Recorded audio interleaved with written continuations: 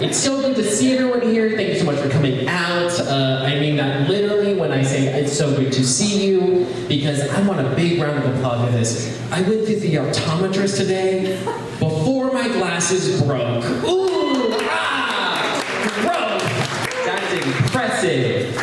Because I've learned something about myself this year. You know, there's the kind of people who, you know, go to their physical annually. And there's the kind of people who just see their FSA and that stands for fuck around, find out. I'm trying to find out. I'm not really on top of my health care. And for the people who laughed at that, I'll see you at urgent care. I know where you'll be sitting. It's for the people who didn't make a reservation. This is a true story. I was at the optometrist. They go back, they run my car, and they're like, "Sir, did you know you don't have great insurance?" I'm like, "Yeah, I work for a non-profit." What do you think was gonna happen? I have friends with benefits that give better benefits than my health insurance does. I have never had to need a deductible to get head, okay? I'm really sorry. That is a true fact. But I don't know, that's really on me for working at a non-profit. I don't think I'm the only one being out of DC right now. That's what I thought. We're all nodding and holding space. That's very non-profit of us. But my actual day job, because I don't do this full time because I don't have that level of mental illness, I'm a cartographer. Does anyone know what that is? We're literate. Fantastic. I have to confirm with everybody before I do this joke, because being a cartographer, it is a Lord of the Rings ass job. Okay, I'm sorry. Like, oh, we have the barrel maker and the quest giver and the map maker. Ooh, I hope ye email finds ye well. No one's ever been found well by an email, but that's okay. Because it gives me the opportunity to travel. I work remotely, which means I don't have a real job. Is logging in. But every time I get to travel, I get to see a bunch of stuff in this great United States of America. I get to see specifically how other people, you know, express themselves. I'm very lucky. I get to express myself creatively in front of all of you. Some people just have their dating profile names. And that's really unfortunate for them. So I want to get this started by like sharing my favorites so we can all get a big round of applause for them, okay? So please give a warm Durwood, not Rockville, welcome to La Vie en Bros, a film fan, I see. And of course, McScruff the Horn Dog. It is a bit of a mouthful, but I think that's what he's looking for. And of course, we cannot forget Avatar Way of Water. That one was an ad. That one's on me personally. I misconstrued it. And of course, John Stamos. It wasn't him, but you look too, right? You'd like double check. You'd be like, is it really? No? Okay, we're just gonna make sure that that's not happening. Yeah, I don't know. I've been working from home, which means I watch a lot of TV, and I think it's like pretty, you know, insightful about why we are like this as a country. Like, how do you expect a nation that grew up on a life swamp to not have commitment issues? Like, how does that not level up? And of course, you're really this supportive of what ICE is doing in this country, but your favorite show is 90 Day Fiancé? You're deeply confused about how long the immigration process takes. I promise you, it is more than 90 days.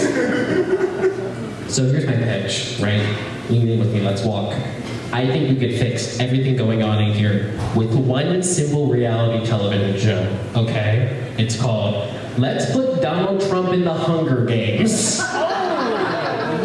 It's one episode. It's very fast. He can't run super great. The knees roll back.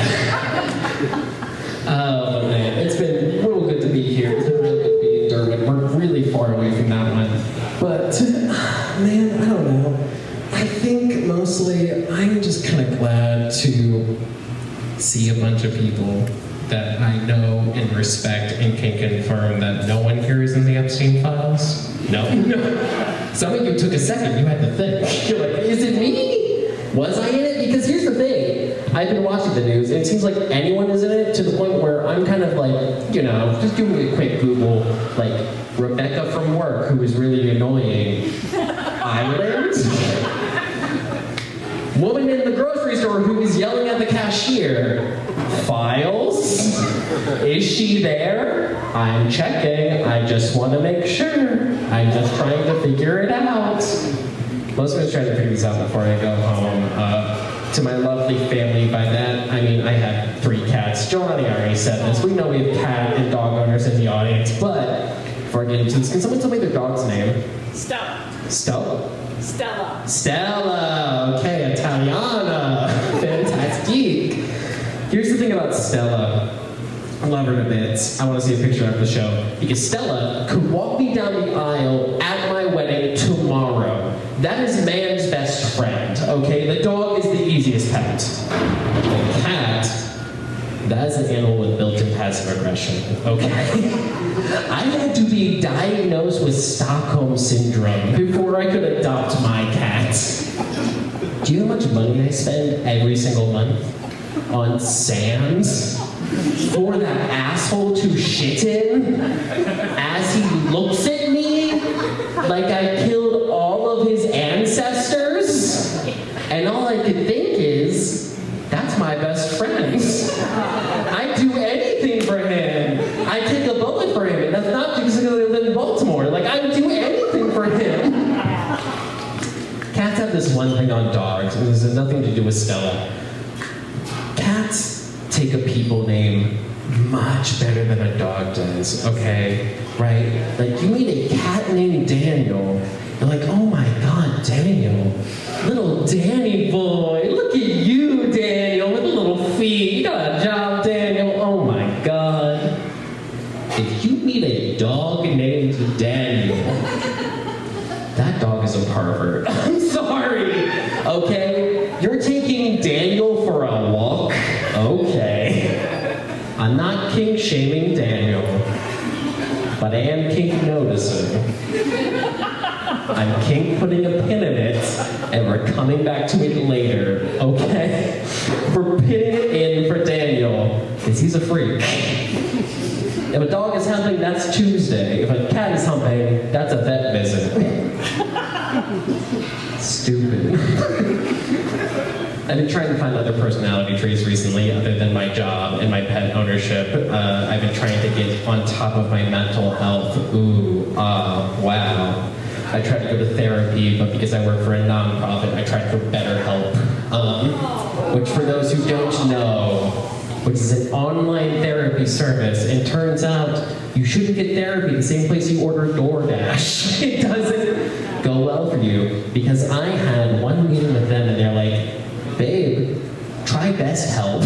Better's not gonna cut it. Escalate the situation.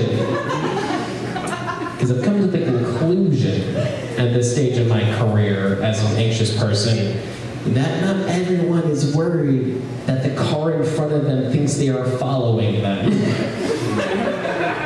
Or that dogs are just trying to be nice to you when you pet them. Turns out that's just an anxious thing people feel. But I have gotten a light, so I'm gonna wrap this up here with something real cute, real fast, real easy. What do deadbeat dads and stand-up comedians have in common? What? Their favorite phrase is, I'll leave you with this. My name's been Jake.